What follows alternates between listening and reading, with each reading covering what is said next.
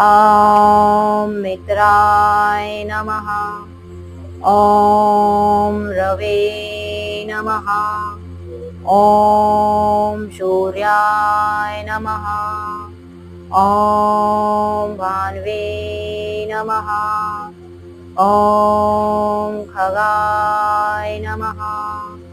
ॐ पूष्णे नमः। ॐ हिरण्यगर्भाय नमः। ॐ मरीचे नमः।